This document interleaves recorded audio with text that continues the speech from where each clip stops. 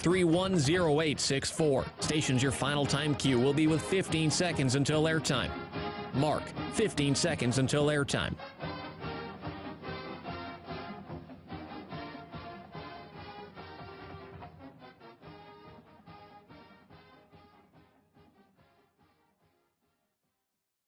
Oregon is going to the Final Four. The following is a Learfield presentation of the Oregon Sports Network. And Oregon is going to play in the national championship game. This is Duck Insider. We need to get community. We need this thing to be bigger than just our little circle of players and coaches. Are you kidding me? Touchdown, Oregon. With 2 seconds on the clock. He hits it! That's the bigger picture in this thing, allowing the community to celebrate the hard work, blue-collar mentality this group brings to the table. And the Ducks have won it! The Ducks have won! We get to struggle together, and we get to have joy together. The Ducks are Pac-12 champions! I am so proud right now to be the head coach at Oregon. Catch me! Touchdown, Oregon! This is Duck Insider on the Oregon Sports Network from Learfield, presented by OnPoint Community Credit Union. People are the point. Now let's go live to the Country Financial Studio to talk Oregon Duck Athletics. Hey, let's go Ducks out in Madison, Wisconsin. Oregon volleyball with a victory in the Elite Eight for the first time in program history. The Ducks have advanced to the Elite Eight of the NCAA tournament in consecutive seasons. Now, just like last year, the Ducks are going to have to overcome a home crowd and a hostile environment because they've got the host, Wisconsin, coming up tomorrow. We'll preview that, of course, over the course of the show today. But the Ducks were impressive last night. A year after coming within a point of the Final Four, the Ducks will have another chance, and it comes after that sweep of Purdue last night.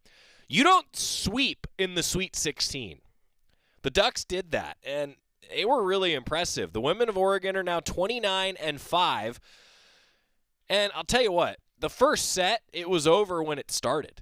I mean, it was really impressive what the Ducks did. 25-14 over Purdue, then 25-19 in the second set, and then the Boilermakers made a push. Ducks went to extra points in the third set to win 29-27. That really impressive, though, first set. The Ducks faced a little bit of adversity after that. They trailed 18-15 in the second and 18-16 in the third. Finished off each of them in large part due to Morgan Lewis.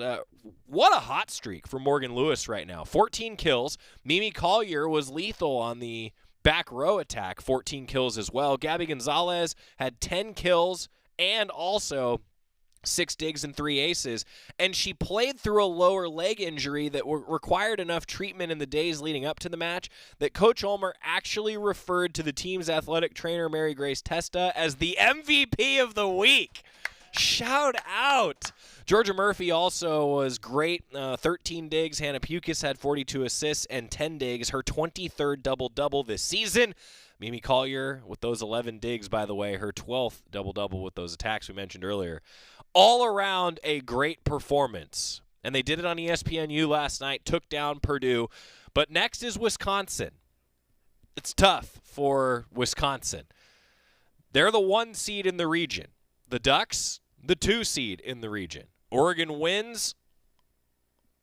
Oh, it's a Final Four team. 5 o'clock tomorrow on ESPNU. And I'll tell you, that first serve time got me because I'm on the air at 5:30 for Oregon men's basketball against UTEP tomorrow. So, look, a great first set. I'll be tuning in while I'm doing the pregame show. Ashley Gentry's going to have to stay updated for me back in the OSN studios. Yep. Congratulations to Duck Volleyball. We've got a little bit of their postgame press conference from last night. Also on today's show, the voice of the team who is out in Madison, likely eating something for lunch, I hope. Knight Jarecki is going to join us here in just a little while. And a check-in from earlier this week. We talked with Coach Missy Lombardi, Duck softball, wrapping up the fall season and then getting ready for the Jane Sanders Classic, which is coming your way because softball season is going to be here before we know it. They've also got the Diamond Dinner coming up and a number of other topics that Coach Lombardi wanted to talk about. So we got her on. And so Coach Lombardi's coming up today as well. Also a basketball preview because women's basketball is in action against Idaho tonight. Oregon live stream and, of course, across the Oregon Sports Network. Chris Clayton has the call. 5:30 the start time. Bev Smith will be with him as well. And then the Ducks turn around and play again tomorrow. 2 o'clock, the Ducks against Portland State tomorrow. So that's the schedule for you here coming up. Now, let's hear a little bit from volleyball. They are Elite 8 bound tomorrow. God, I'm excited for that team. Really excited for that team. Let's hear a little bit from Coach Ulmer and some student athletes postgame. Well, I just so much respect for Dave and Purdue. I think Dave is one of the best coaches out there, and I'm looking forward to that battle for years to come now. But I think their team is fantastic. I thought they came out a little tentative in the first set, but then they settled down, and everything we thought we were going to get from them we got after that. Their outsides are just fantastic, and the fact that that group is coming back for a few years, I mean, their future is really bright, and that's going to be a really tough matchup for us in the future. So proud of our group. This one got banged up last week and didn't know if she would go or what it would look like, and she was just a rock star. And just the fight from the whole group rallying behind her, that's just does a coach's heart proud. So just really excited for our group, and we get a chance to go back to the Elite Eight again and face a really great Wisconsin team.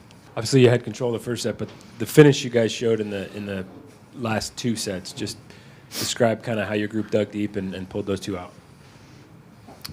Well, I just thought we never really let anything fluster us. We made a handful more errors, I thought, in the third set. We gave away, credit them. I thought they upped their serving game and put more pressure on us. And again, I thought, Daly, Gabby, and Georgia are back there battling. They threw some short serves in there, and we had to respond to that a little bit. But I thought they did a lot of really good things. Their middles are really quick. And again, it's really hard to keep their lefts under 200, which was our goal. And so we did a good job of that.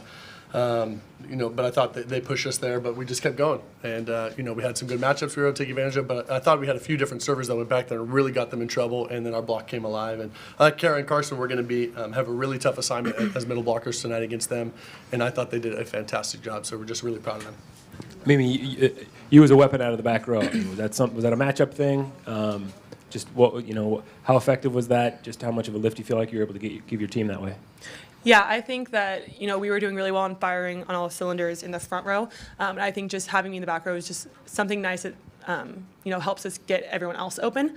I think Hannah was doing a really good job finding me that in, good plays, like at good times, setting me really good balls. And I think it just made our offense a lot harder to stop.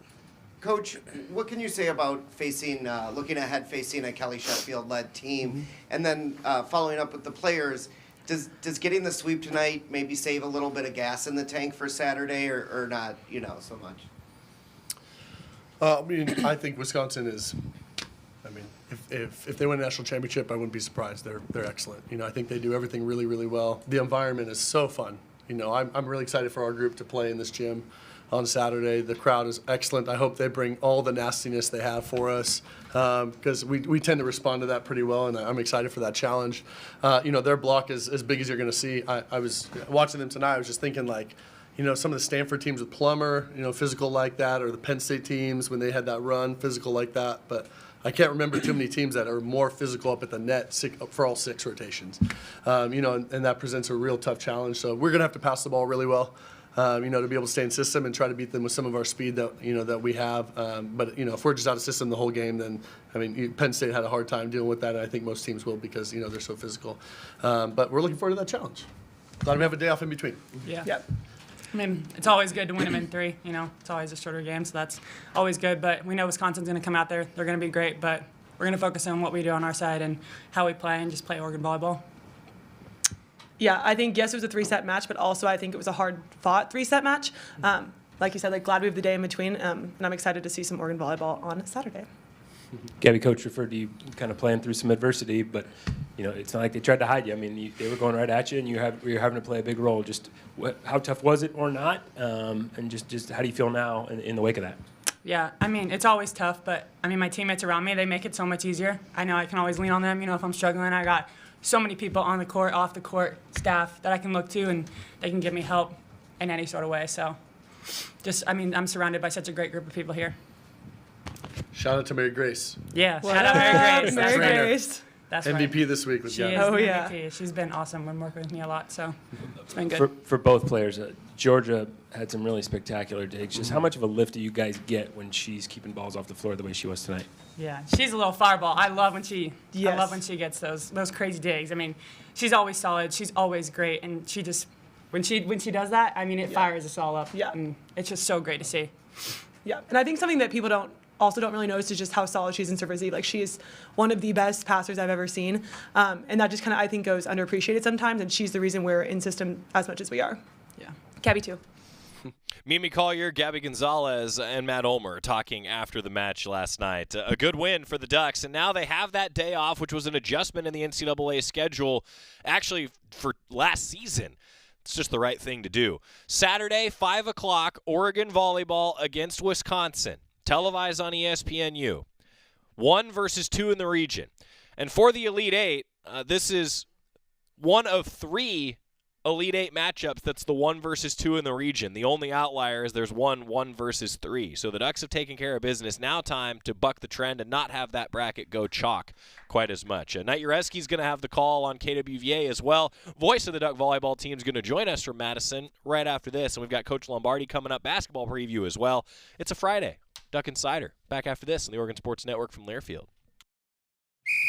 As a local community credit union founded by teachers, OnPoint is committed to supporting the students and faculty at the University of Oregon. And on game day, we're right there with you, on the field, in the bleachers, and in the classrooms. Drop by our local branch today and discover the many ways OnPoint can help support your financial well-being. OnPoint Community Credit Union. People are the point. Federally insured by NCUA. Equal housing opportunity. Hey Duck fans, we're all about protecting our home turf here in Eugene. You should do the same for your home with Country Financial Insurance. Most home insurance doesn't account for inflation, but with Country Financial, yours can. If something happens to your home, make sure you can rebuild the same house in the same place. Call a local representative or 866-COUNTRY and get a solid defense for your home. Home insurance policies issued by Country Mutual Insurance Company, Country Casualty Insurance Company, or Country Preferred Insurance Company, Bloomington, Illinois. Property must meet age and condition requirements, which vary by state. This is Duck Insider, presented by OnPoint Community Credit Union on the Oregon Sports Network from Learfield. Hi, I'm Smokey Bear, and I made an assistant to help you out, because only you can prevent wildfires. Hey, Assistant Smokey Bear, call me Papa Bear, because I'm grilling up dinner. Do you get it? Yes, good job. So, what should I do with all these coals? Don't just toss them out. Put them in a metal container because those embers can start a wildfire. I understand. The stakes are high. Ha, ha, ha, ha. Learn more at SmokeyBear.com. Brought to you by the U.S. Forest Service, your state forester, and the Ad Council. Adopt US Kids presents What to Expect When You're Expecting a Teenager. Learning the lingo. GOAT, G-O-A-T, acronym, stands for Greatest of All Time. As in, spaghetti sandwiches for dinner? They're my fave. Dad, you're the GOAT. You don't have to speak teen to be a perfect parent. Thousands of teens in foster care will love you just the same. Visit adoptuskids.org. Brought to you by the U.S. Department of Health and Human Services, Adopt U.S. Kids, and the Ad Council.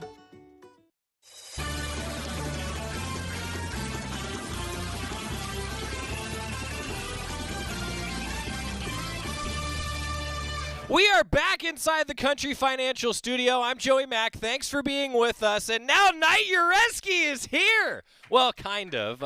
Knight's actually usually here sitting in Scott's chair, the OSN broadcast intern extraordinaire. Also the voice of the Oregon volleyball team with his work at KWVA. He's got the hometown call for you coming up tomorrow. Pre-game coverage starting at, 4:45-ish for a 5 o'clock Pacific time first serve? Yeah, that's the ultimate goal, is probably to have 4:45, 4:50, somewhere around there. Just kind of depends on when they're going to have the national anthem, but you know how that is. I do. But I'm hoping to get about a 10-minute pregame show beforehand. Perfect. All right, well, we got to talk about what happened last night. Nice to have a 3-set victory. Your takeaways. We just heard the post-game press conference. Your takeaways, Knight. I think the biggest takeaway that I had is just Morgan Lewis has really solidified herself as the top option right now. And yes, Mimi Collier was that top option for the majority of the season, but over the last couple of weeks, dating back to that Stanford match where she had 19 total kills, well, she's just kind of turned it on and had an extra little oomph to her games. If you think about this last match against Hawaii, she had 14 total kills on 21 swings with no errors, and she started the match yesterday, 12 total kills on 22 swings without a single error, finished with 14 kills and just 2 errors overall. And so I really was blown away with Morgan Lewis's performance. She's been really terminal. I was blown away with the defense from Georgia Murphy. There were several times where she was just diving all over the floor and just making things happen for the Ducks defensively. And I think the other big note, if you look at the grand scheme of the match overall, Oregon in that second set, yes, there was some struggles defensively, but offensively, they hit .594.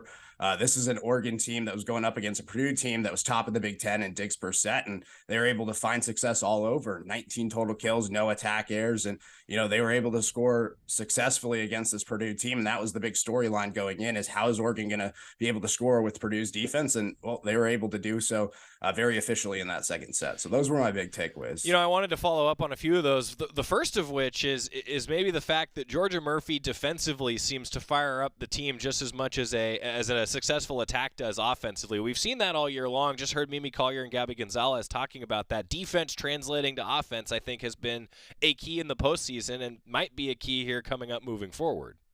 Absolutely. I mean, you have to have good defense to put your team in a great position offensively. And if you saw Oregon yesterday, they were able to get into system a lot, really good throughout the entire match. And so, if you have a player like Georgia Murphy that can go out there, get a pancake dig, can go dive out of bounds and save a play and continue things, and when you have a setter like Hannah Pukas that can get the offense going and spread the ball over the floor, well, you're going to have a really good offensive attack. And Oregon's going to have to be sharp against Wisconsin. They're really good. They're really, really big as well. And, they're going to be firing all over the floor. Sarah Franklin, the Big Ten Player of the Year, and she was excellent against Penn State. I think she had 53 total attacks in that match against the Nittany Lions. And so she's going to be able to spread the ball all over the floor, and Oregon's going to have to be strong defensively. Penn State struggled when they were out of system, and Wisconsin got them out of system a lot. So it's going to be a big task for Georgia Murphy to really try to get things going for Oregon offensively on the defensive side of the ball. The number 1 seed in the region and the host of the region. Ducks are the 2 seed, Badgers the 1 seed. What is the scouting report on Wisconsin? They're tall. I mean, when you have an opposite hitter that's 6'9", that's ridiculous. She's going to be going up and blocking balls, and she's probably going to be that player guarding Mimi Collier and Morgan Lewis, depending on how things shake up offensively for Oregon. But when you have a 6'9" opposite hitter, a 6'7" middle blocker, and Carter Booth, who's just been an excellent player for Wisconsin, it's going to be a tall task. And, they're really tall, but I think at the same time, we saw last year with Wisconsin and their size, they struggled a little bit against Pittsburgh. And Pittsburgh runs a very similar offense that Oregon runs. Oregon's a very quick offensive team, and it's really going to be the big block of Wisconsin versus the fast offense of Oregon. And we're just going to have to see if Oregon's going to be a little bit quicker than that block of Wisconsin. How often are you going to use the phrase tall task on your pregame show? We'll see. I mean, it is a tall task. I mean, when you have an entire team, their libero is like 6 foot. Like, that's the thing, is that like when you have an entire team that's 6 foot or taller, and the middle blockers are all 6'6" or bigger, and then an opposite hitter at 6'9", I mean, that literally is the definition of a tall task. I'm telling you. No, I'm not judging. I'm saying it's great. Knight, I mean, if it was like Oregon basketball going against the modern rendition of the tall furs, where they're a bunch of 7-footers and you got, a 7'2" guy playing the 3, I'd be like, well, it's going to be a tall task. It just is. So when, Wisconsin in the environment too, Knight, I want to ask you about that. You experienced it last night. You're going to experience it as the true opposing broadcaster coming up here tomorrow at 5 o'clock. What was the environment like? What do you expect for the Ducks to have to try to overcome? Because that's a tall task too. Yeah, I mean, I'm going to be honest. I've been a lot of places. That was the loudest environment I've ever been in. The arena is just so old, and because it's so old, it doesn't have like the nooks and cracks that like allow sound to escape in some of those newer arenas. And just having 7,200 people on top of you, like, it's a very small arena and everybody's there. Like, there was not an empty seat in the building, and it was so loud. My ears were ringing. They had me on the second deck. The floor was shaking. Like, everything was rattling. It was just one of the wildest environments I've ever been in. And, I was quite frankly shocked to see an environment like that. I was like, okay, this is Big Ten. Like, this is the Big Ten volleyball. But at the same time, Oregon feeds off that energy. If you heard it in the press conference, Matt Ulmer's really excited about that energy the crowd's going to be. And everybody was talking about it. I was talking to some of the players, some of the people working, and they're like, it's loud, but it's also fun. And I think the team's going to really buy into that energy and play into it.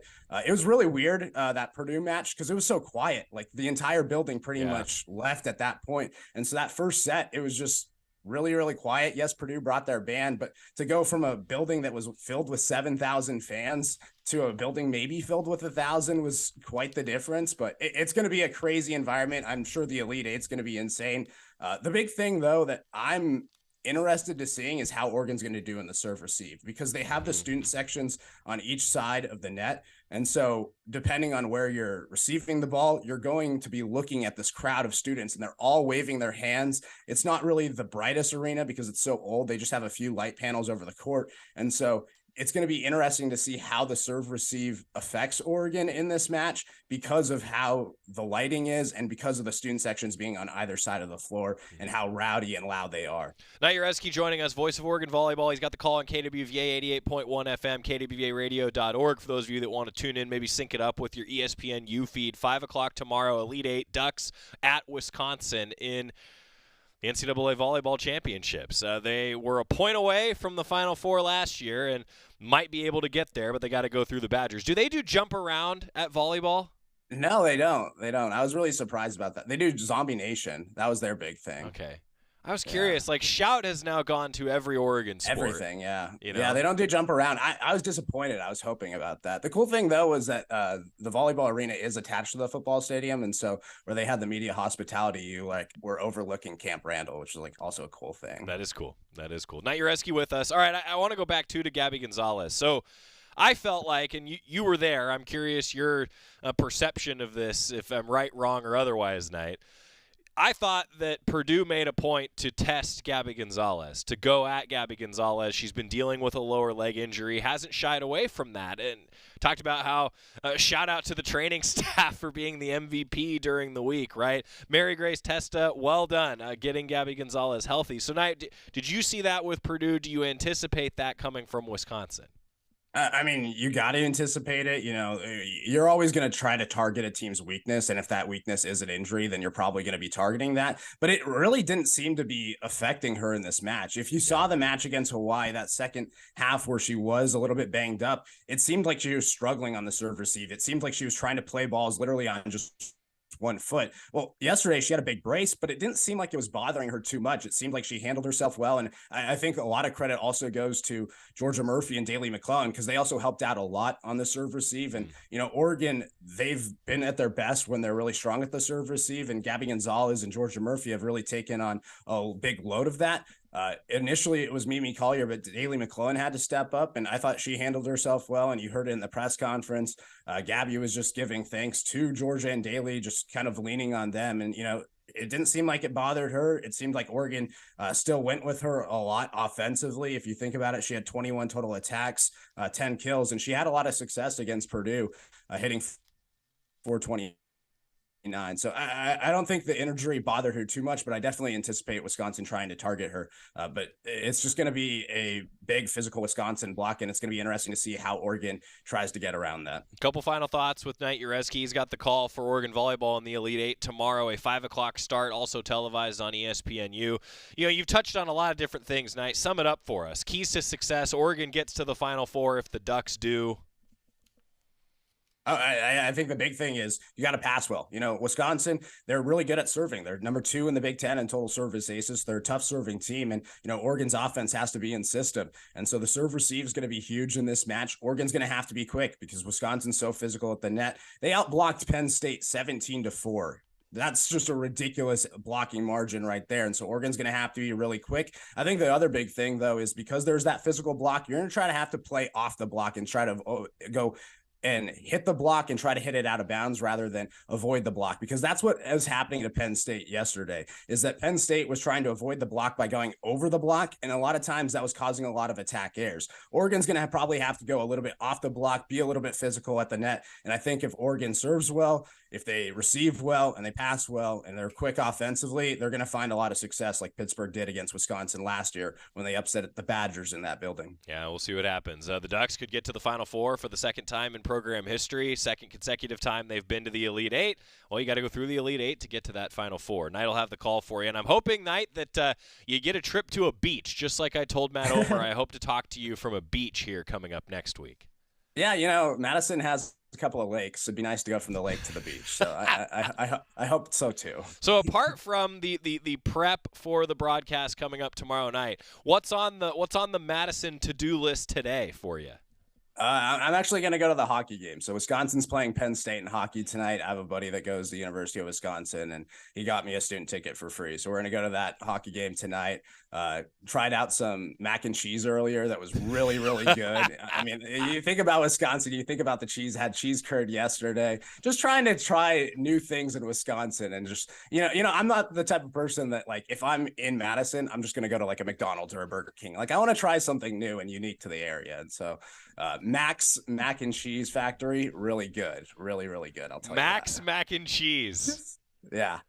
Really good. Apparently there's 8 of them in the state of Wisconsin. I had this one called the Hangover. It had like hash browns, sausage on it. It had sriracha. It had onions. It had mushrooms. Like, I'm telling you, this was like the best mac and cheese I've had. It was very, very good. Knight is living his best life, everybody. So that's going to be a well-fed broadcaster tomorrow. Pre-game coverage begins on KWBA about 4:50.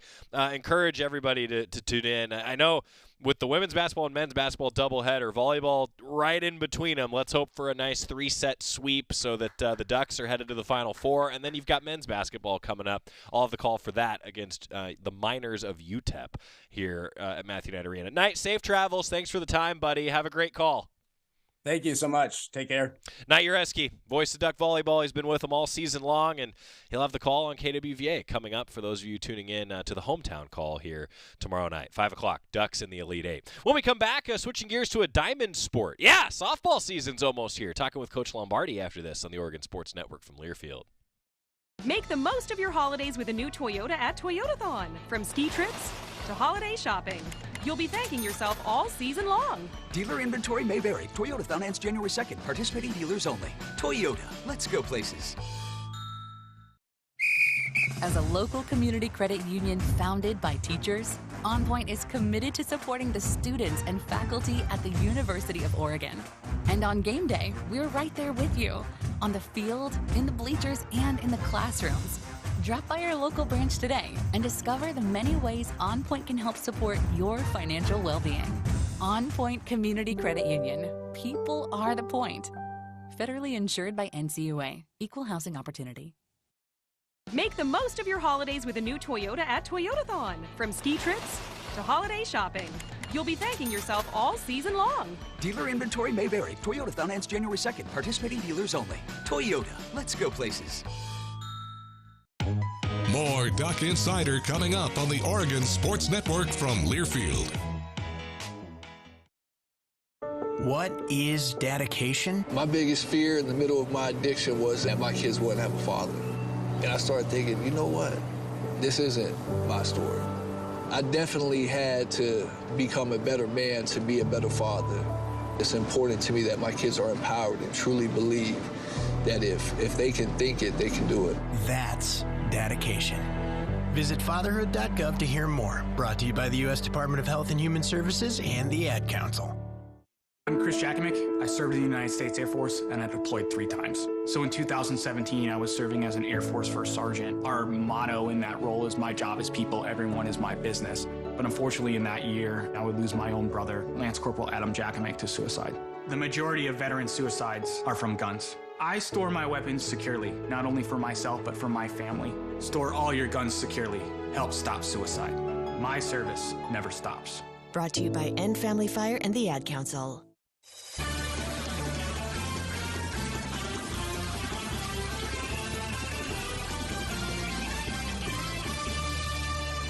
We are back on Duck Insider, presented by OnPoint Community Credit Union. Joey Mack here with you in the Country Financial Studio. Well, we talked earlier this week with Coach Lombardi because they've got the Diamond Dinner upcoming. They've got some camps that they wanted people to know about. Also, a check-in on the team. We haven't done that since the Ducks finished up their fall ball. So earlier this week, also, I should say, the Jane Sanders Classic. New tournament coming to the Jane this year, including the national runner-up in Florida State. We had just a lot of things to unpack with Coach Lombardi. So you know what? We did it. I got my mini gavel back, everybody. Yeah, that used to be a common feature on the show, actually. The mini gavel. We would have judgments. That's coming back. Yep, that's coming back. Coach Lombardi back in the Country Financial Studio. We talked with her a couple days ago. It's officially softball season, everybody. Almost Christmas time. That means fall ball has wrapped up. We're getting closer and closer to softball season. Coach Lombardi's here. Hi, Coach. Hi. How are you? I'm good. How are you? You know, this is a fun time of year for me because you get into the holidays. And it's also like you turn the page from fall sports. A lot of postseason for volleyball, postseason for football. You know, you turn the page, the winter sports get going, and then suddenly the spring sports are here. Does it feel like you still have 2 months until the season? No, I feel like it's right around the corner. Yeah. This has been the fastest fall that I Really? have ever had since I've been here.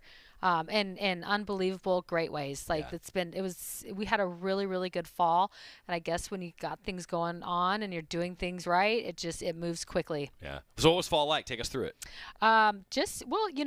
I think of the prior fall, we had one freshman and everybody returned. This fall, we have 9 seniors, but then we had 6, 7, 8, 6 freshmen and 2 newcomers. Wow. And then your other returners. So it's like you have half elder, half young and new. And so we had to work through a lot of things this fall. We lost 2 big leaders in Tara and Allie.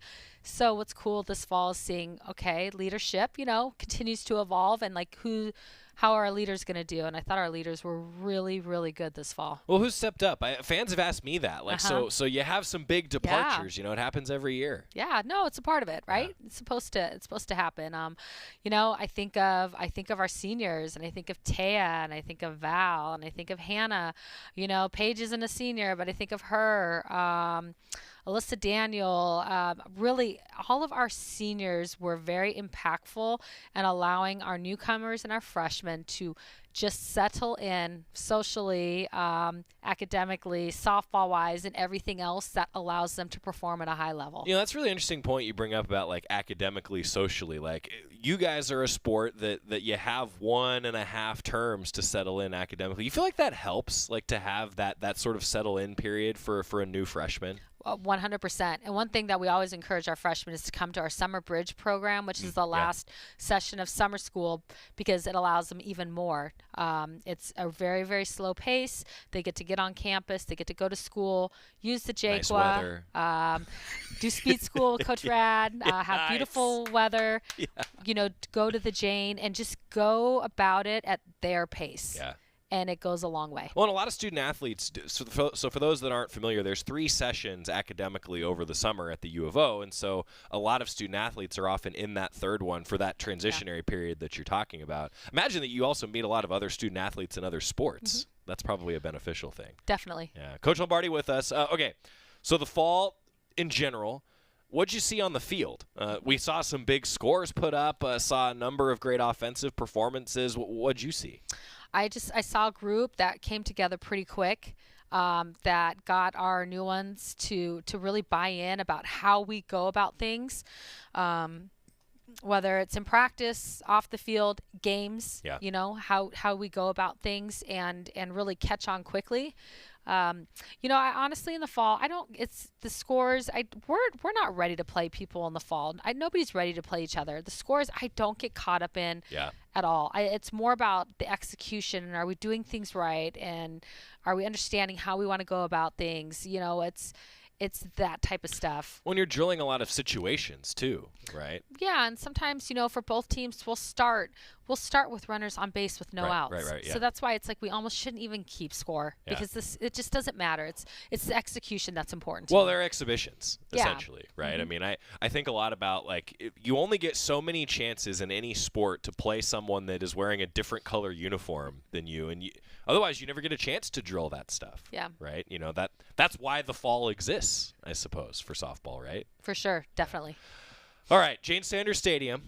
We know how special it is. Now a lot more teams get to see how special it is. That part of the reason that we wanted to have Coach Lombardi on is with the season coming up, and we'll talk about the full schedule in a moment. Jane Sanders Stadium hosting a tournament. That's pretty darn cool. Yes. I think about us in February.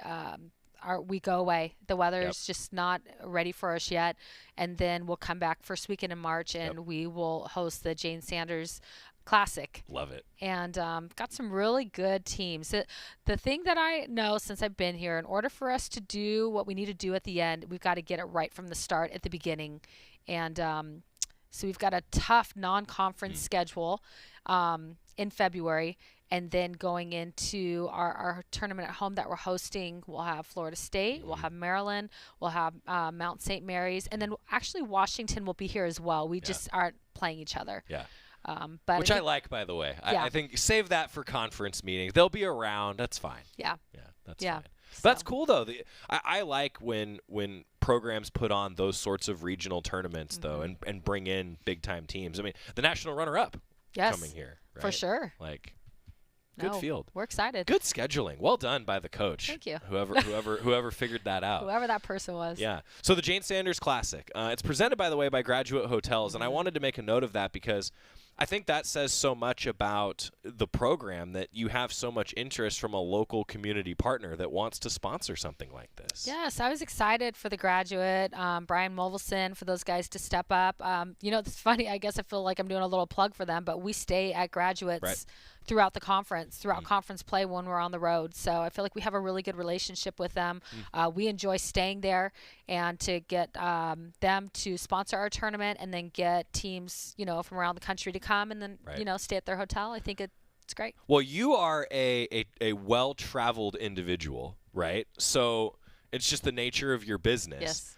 You must have like a grading scale of hotels, and I'm sure you're smiling as I'm asking you this because I'm the same way. So I famously, this is a true story, everybody. I have a bathroom grading sheet in a hotel room, and the number one thing that no hotel ever has that needs ventilation in the bathroom. Anyway, I'm done now, but you know what a good hotel looks like. I do, and I think the Graduate does a really good job. So glad that they're our title sponsor, and I think it's going to be a great weekend. That's awesome. So that's coming up February 29th, March 1st, March 2nd. More details, goducks.com. What about the rest of the schedule? I know it's not completely released yet. Any teases for us? Yes, no, just conference-wise, we're just waiting for that to get released. But, in the beginning, we open up in Clearwater. And one thing that we try to do is that in the 4 years that our athletes are here is to get our athletes to their hometown or as close as possible. That's cool. Morgan Scott, she'll be graduating. So we're trying to get her as close as possible. She's from South Carolina. So we're trying to get her on that side of the, her neck of the woods. Yeah. But what's great is that we play a tough schedule right from the start. So we'll face Clemson that weekend. We'll face Liberty that weekend. Kansas. We've got some really good teams that we'll face that weekend. Second weekend, we'll go to San Diego State. They won their conference last year. They were a postseason team. They were 2 games away from going to the World Series. Yeah. They matched up with Utah in the Super Regional. We'll face them, Texas A&M, and Loyola Marymount. Wow. And then we'll go into the Marionetter, which is just crazy every year. And we'll face UCF, Notre Dame, who we had in our in the regional. We'll get to face Nebraska. All right. And I'm missing a couple, but it's just we've got some big matchups, and then we'll come home and we'll host Maryland and we'll host Mount St. Mary's and Florida State. You like doing that though, right? You like to have the tough schedule going into the pack. Yes, you can't.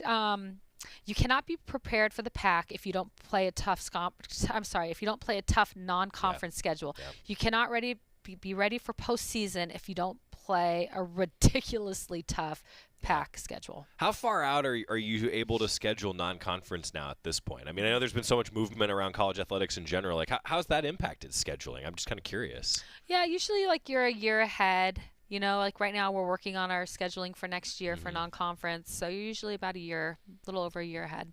Quick time out with Coach Lombardi. We're going to come back, talk a little bit more about the Diamond Dinner that's upcoming, some camps they have, and a whole lot more. Talking softball after this on the Oregon Sports Network from Learfield. Make the most of your holidays with a new Toyota at Toyotathon. From ski trips to holiday shopping, you'll be thanking yourself all season long. Dealer inventory may vary. Toyotathon ends January 2nd. Participating dealers only. Toyota. Let's go places.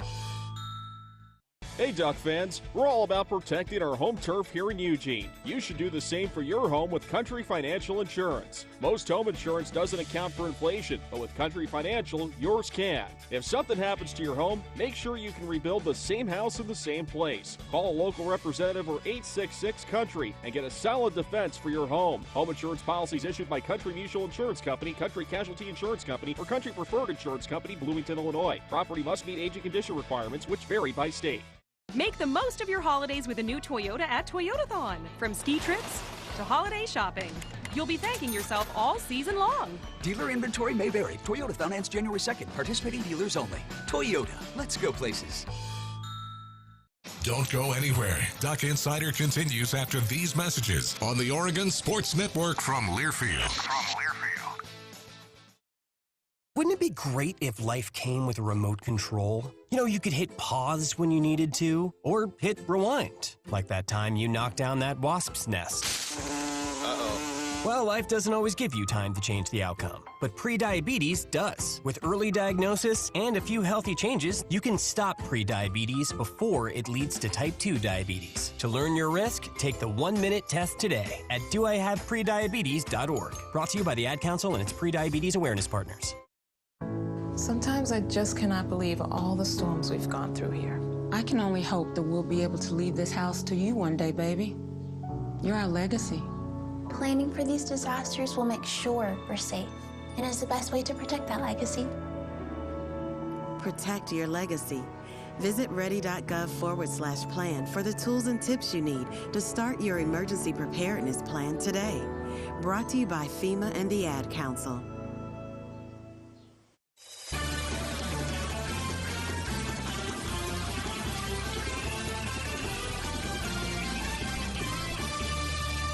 Back inside the Country Financial Studio, Duck Insider is presented by OnPoint Community Credit Union, where people are the point. Part 2 of our conversation with Oregon softball head coach Missy Lombardi on a number of different subjects. It's going to be here before we know it. Diamond sports season, almost here. Coach Lombardi chatting with us. So one fan asked me this relation to a lot of the spring sports. Like, does anything Big Ten transition come up yet? I don't know. Like, everyone was just kind of curious. You know, the biggest right now, like we've had a couple meetings with them.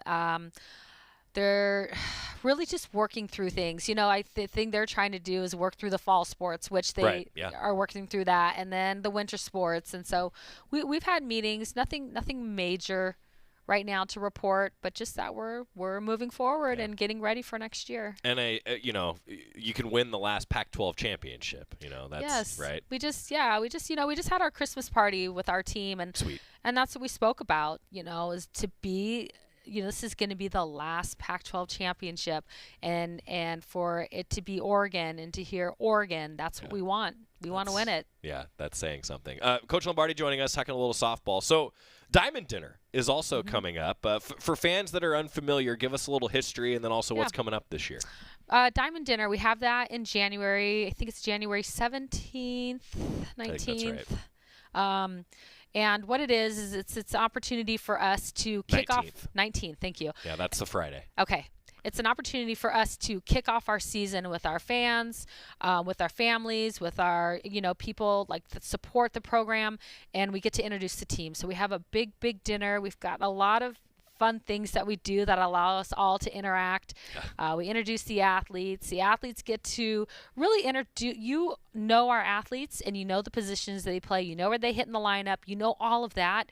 But what I think is pretty cool is you get to see a different side of our athletes. You get to hear about their major and what they want to do after softball and things that are important to them other than softball. So I feel like you get to see that other side of them that you don't get to see when you're watching them on the field. We've had a great response. It's a packed room. We have it in the Autzen club room. And it's just great. It's a great way to kick off our season and to just get everybody excited about this upcoming season. I'm glad that fans get a chance to get to know student athletes in that way, too. Like, I know there are limited opportunities to do so, but this is one of them directly related to Oregon softball because, look, when the team's down, it's a lot easier to root and pick them up when you know them beyond what the batting average is. For sure, and you get to see that they are student athletes. These guys work extremely hard in their academics, extremely hard. And so there's times during the season where they are playing a tough part of the schedule. They're right in the middle of midterms, or they're getting ready to finish, a fall or a winter quarter, and they're going into the spring quarter. And it's not just softball that they're dealing with. They're really having to manage a lot of different things at a very high level. And so I think you just get to get a little behind the scenes at Diamond Dinner. I love that. I think that's awesome. So that's coming up in January. More details for those that are interested. GoDucks.com will have you covered. Also the softball program. Season ticket holders, you're going to get a lot of communication. So shout out to the season ticket holders. And so I didn't tell you that I was going to ask you this, so bear with me, okay? Okay. So Coach Ulmer, you know, I discussed, like, hey, if volleyball, if the season ticket record got broken, right? I said, you know, Coach, would you consider, like, dyeing your hair green for senior night or something like that? Well, Coach Ulmer responded with, no, but I'd do something like maybe sing the national anthem. Well, then the Oregon fans broke the season ticket record, like, within hours, actually, after he said that. So he did a great rendition of the national anthem on senior night. So I'm not going to say that you need to one-up that and do the national anthem, but season tickets are such an important thing. I don't know, anything that the team would want to do for season ticket holders this year if you broke a record? I'd have to ask them, but they would be all for it. Let's do it. I don't know about singing. I think Coach Ulmer has a little bit of a start. I think he sings in his choir, if I'm not mistaken. He does. So true story, he grew up in church choirs, and he's a very good singer. My sister said the Christmas album from him was next. Oh my gosh.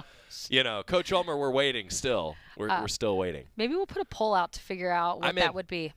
I mean, talk to the team, you know, but I don't know, something fun. I think, you know, you talk about getting to know student athletes. I just thought it was so fun that Coach Ulmer did that and the team got behind it that, you know, maybe we could have some fun with it. Your season ticket record, though, is substantial for Duck softball. The Jane would be full. I would, we'd be all about it because we love, there's no better place to play than the Jane. There's no better place. And when the Jane is packed and we get to hear the rumbling of the stands, we love it. So, yeah, let's figure it out. All right. More to come as we get into our regular weekly conversations with Coach Lombardi talking softball. Haven't yet talked about coming up in early January. You're hosting some camps, coaching clinics, too. Yeah. First weekend in January, we've got a really cool coaches clinic and a winter camp that we do. And I think it's for coaches of whether it's summer coach, high school, young coaches, you know, like younger teams. It just gives us a chance to bring you all in and kind of show you how we go about doing things. But then also, too, I think it's just even bigger than that. It gives us a chance to really connect with you all. Our seasons are all going on at the same time. And so this just gives us a chance to come together, you know, in fellowship and get to hang out, talk a little bit about softball, what they do, what we do, and take that into all of our seasons. It's so amazing to me in coaching, like there's such a focus on the competitive edge that comes with it, but then I don't hear a single coach say they don't enjoy a coaching clinic and trading ideas. Like, I don't know, it's just such an interesting dynamic to me. Like in your career, I'm sure you've stolen things from coaches' clinics, you've given things to other coaches. Like that's just such a cool aspect, I guess, of it. For sure. I think the thing that's most important to all of us is that we want to grow the sport. Yeah. And in order to grow the sport, you have to share information. And, you know, share information. There's so much stuff that I do right now that I've learned from a young coach and going to coaches' clinics. I'm constantly will be a student of the game and trying to get better at what I do. I don't know everything. That's cool. And so I think it's going to be a great weekend, and then we kick it off with a camp afterwards. Sweet. Well, now we have yet to actually talk much about the roster in specific, but that's because you got position battles coming up once you get back practicing in January, February. But every fan right now wants to be like, Joey, can you ask her about the roster? So, Coach, how's the roster looking? It looks good. What I would say about our roster is this is our deepest roster in all positions, pitching, everything throughout the lineup that we've had since I've been here. So I'm really excited about this team. I think about in years past, there's so many things that we had to learn because we were a team that had never been to postseason, had never as a group played in the pack. Like everything was brand new to us. And so we've had to learn those things as we've gone along. And I think about this group, they're going into the season and they know what postseason feels like. They know what they need to do to be great in the pack. They understand how important it is to start the season and to start it off right. Obviously you grow and your team gets better as the season goes on, but if you can start really, really strong and then from there take that strength and get more and more, then we're going to be doing some really good things. Awesome. Coach Lombardi, it's almost softball season. Have a happy holiday season. Hope you get some downtime, and thanks for being here. Good to see you. Yes, thanks for having me. It's great to be back. We're going to be with her again every Tuesday coming up once softball season gets rolling. Coach Lombardi joining us here on Duck Insider. When we come back, look at the weekend schedule for the Ducks. Not just volleyball, a lot of basketball this weekend for the men and the women. Back after this on the Oregon Sports Network from Learfield. As a local community credit union founded by teachers, OnPoint is committed to supporting the students and faculty at the University of Oregon. And on game day, we're right there with you, on the field, in the bleachers, and in the classrooms. Drop by our local branch today and discover the many ways OnPoint can help support your financial well-being. OnPoint Community Credit Union. People are the point. Federally insured by NCUA. Equal housing opportunity. At Shadow Hills Country Club, we're more than just an award-winning golf course and practice facility. Our events team offers all-inclusive event pricing that allows us to take care of all the details while you enjoy your event. Our indoor and outdoor venues offer you a wide variety of fully staffed options that put the focus on you. From weddings to business and social events, at Shadow Hills Country Club Events Center, you get the benefits of a resort atmosphere and amenities in a peaceful country setting, just minutes from downtown Eugene. Call for a tour today or visit shadowhillsevents.com. Duck Insider continues after this timeout on the Oregon Sports Network from Learfield. Hi, I'm Danica Patrick. Watching my nieces grow, play, and learn is amazing, but not every child gets to be carefree. 1 in 6 kids in the U.S. are hungry. This breaks my heart, and it's something that Feeding America is working to change. Each year, the Feeding America network of food banks rescues billions of pounds of good food that would have gone to waste and gives it to families in need. To help, visit feedingamerica.org. Brought to you by Feeding America and the Ad Council. You took the first step and quit smoking, but even former smokers may still be at risk for lung cancer. That's why SaveByTheScan.org wants you to know about a new low-dose CT scan that can detect lung cancer early.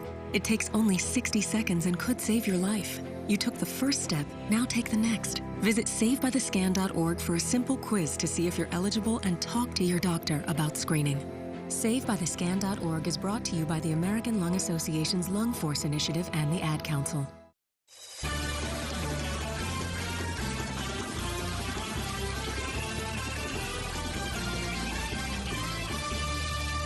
Back on Duck Insider, presented by OnPoint Community Credit Union. Joey Mack in the Country Financial Studio. Tonight, Oregon women's basketball takes on Idaho. 5:30 pregame across the Oregon Sports Network. Also on the Oregon live stream, Chris Clayton, Bev Smith will have the call for you. Then a quick turnaround for a 2 o'clock tip-off tomorrow against Portland State for Oregon women's basketball. And it's a doubleheader. Teddy Bear Toss! Teddy Bear Toss is back, benefiting Toys for Tots. So bring a teddy bear, stuffed whatever. I'm still on the stuffed duck train if you can find a good stuffed duck. I mean, that just feels like the right thing to do at an Oregon and men's and women's basketball game. Sorry, I tied myself in a knot there.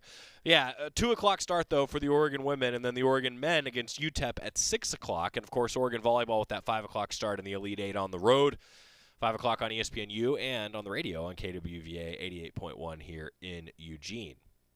Jermaine Couisnard this week, he talked with the media a bit about a number of different subjects for Oregon men's basketball. And the fact is that the Ducks are banged up, but now they know they're banged up in certain spots. So maybe getting a little bit more comfortable here during finals week, heading into a 6 o'clock tip-off against UTEP on Saturday. Jermaine Cousinard here. I feel like that win on Saturday provided a little bit of energy and confidence to this team.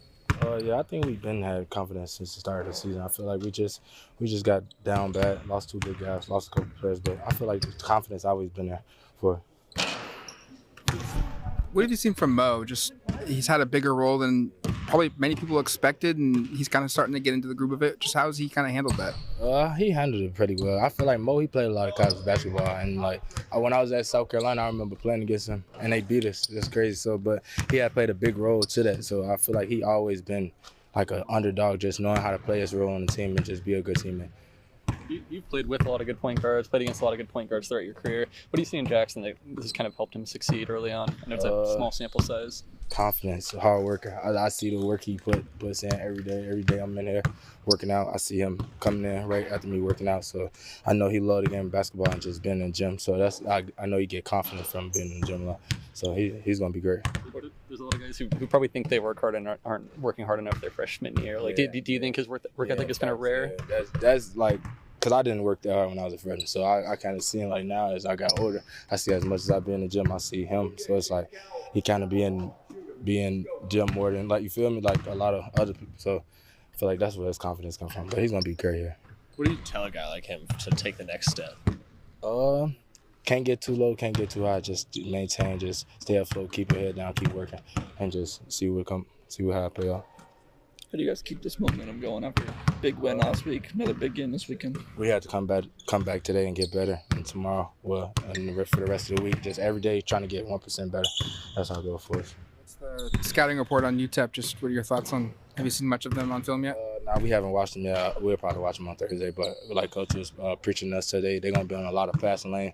They play very hard, so they want to go for a lot of steals. So just learning where we're gonna get shots at. How do you feel like you're coming along personally? I know you had the concussion protocol stuff at the start of the year. Do you feel like you're starting to find your rhythm a little bit? Yeah, it was just a slow start. Just me trying to get the feel. Playing with some of these guys, they wasn't here around, and some people just been hurt, just in and out of the lineup. So it's just been different. Just me being comfortable, just doing whatever I got to take for us to win. Is there anything you can do to kind of speed that up besides just reps with a bunch of new guys who haven't played together? Just be around each other. Well, we always be around each other, like off the court, but like our chemistry off the court is way just good. So that just got to lead to on the court things. So what you've seen from KJ so far this year is he's kind of grown into the system and grown into this level of competition. And I told him that it's just getting better every day with just playing. I know like he looked like kind of like he's not strong enough because he's playing against older seniors or whatever. But I just told him like every game, just try to get better and better as you was last game, and it's gonna happen to him just by more and more. He played the game because he loved the game of basketball. Obviously, you guys had that big win on the weekend, but like, what's the mentality in the locker room right now? Just keep pounding, just trying to get as many wins for sure. Protect home court. So that's our biggest thing. Just trying to come out and play in front of our fans and try to protect our home court for sure. What part do you have in that? Just being a local leader, just keep on telling them, like, we can't cut back because last year I didn't play, so like around this time, and it was like games that we dropped that we needed like towards the end. So I would just keep telling them, preaching them, like, we can't take no team lightly because as you see around college basketball, everybody's getting beat like today. So just keep on maintaining, just keep on grinding every day, and just. There's still a lot of really old teams out there in college basketball. Ducks are one of them with guys like Jermaine Cousinard, but that's why I think you're seeing so many upsets as it's perceived. You know, teams at the mid-major level are a little bit older, like a UTEP that the Ducks are going to see tomorrow. Can't overlook them. And then similarly, the Ducks are back in action on the men's side on Tuesday at 7 o'clock against California Baptist, another team that's older. Some good coaches that have been there a while. You can't overlook anybody. Tonight, women's basketball, 6 o'clock. Then tomorrow at 2 o'clock, start of a doubleheader. Teddy Bear Toss Day at Matthew Knight Arena on Saturday. I'm Joey Mack. Thanks for tuning in all week. Ryan Milano will be with you on Monday. Getting back to football practice soon. Whoa.